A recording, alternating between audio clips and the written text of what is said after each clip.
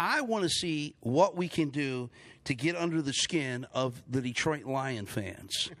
Okay? Corey likes to do that.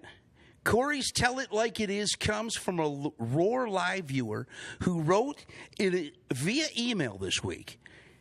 He said, last week you stated that you gave kudos to Coach LaFleur of the Packers after their win. After this week's loss to the Vikings, are you still dishing out kudos? Also, if you have to choose a head coach to lead your team, Corey, what NFC North head coach would it be? And that's from Lewis T. from East Point. Lewis T. on the Instagram. Corey, what do you think? Let's hear your Tell It Like It Is. Well, first of all, thanks, Lewis T., for writing in, calling in, whatever it is. I'm still going to go with LaFleur. Really? And, yeah, NFC North, actually the entire NFC. We can just throw out a few names. LaFleur is your top head coach? Top head coach. Better than Campbell. Dan Campbell? Yeah, absolutely. Okay. I just wanted to make sure the fans knew that. Yeah, absolutely. LaFleur, I think he's 26-6. Okay. His first 2 years. Okay. Okay. I think his winning percentage is like 667. Okay. Everybody was down on Love. He's winning with Love. They started last year. If we can just go through like the NFC North, he's been very consistent with winning. Who do you got? He's better than Eberflus, right? He's better than Campbell. And he's better than the kid in Minnesota. Is it O'Connell? So, and even if, like, you pull in San Francisco, I say the entire NFC. He's better than McCarthy. He's better than I would give him the edge over Shanahan only because Shanahan has so much to work with. Just look at what Green Bay's had to work with. A lot of young kids, a lot of rookies. Nobody thought Love would be Love. And Love's still got a long way to go. But I think this guy can really coach. I'm not even going to get into the NFC South because I think he's the best. He's a much better coach than any of those guys there. So, yes, overall, I'm going to stick with LaFleur as my guy. Absolutely. What do you think, Tony?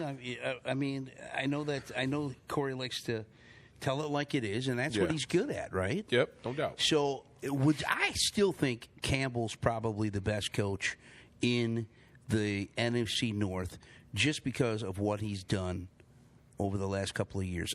I guess if success-wise, he took him to the championship game, and we'll talk about it later on. We've seen a lot of weird stuff go on tonight by both teams' coaching staffs.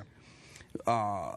But I think I still would give Campbell the leg up coaching in the NFC North. And let me, before you get to blank, too, I think, and also you got to look at the other guy, McVay. He's had Hall of Famers. He's got Hall of Famers all on his team, the Super Bowl team. Also, and the Philadelphia, Sirianni. So if you just kind of just look at, his body of work, I think is better than everybody else's. Okay. Yeah. Mm-hmm. I'm going to stick with that. What do you think, Tom? I agree with Corey with this. I think Campbell does a good job at being who he is to sell what he sells to his team and to the city as far as being a guy of grit and hard work and toughness. But as far as an X's and O's guy, I don't see him as an elite top head football coach. That's not what I see from him. That's not what I get from him. And as you mentioned, we'll talk about this throughout the rest of the evening. Some of the decisions that we saw proves to the point that we're both making, I believe. I think Campbell does a great job preparing his team and going out to play a style of football that's efficient and conducive to what they are, which is good. It's what you're supposed to do. I'm not taking anything away from him. He's a good football coach. But is he the best football coach? I can't say X's and O's wise. In the North. I wouldn't say he would be the best football coach in the NFC. I don't think he's neither. Is he a top 10er? Of course. Okay.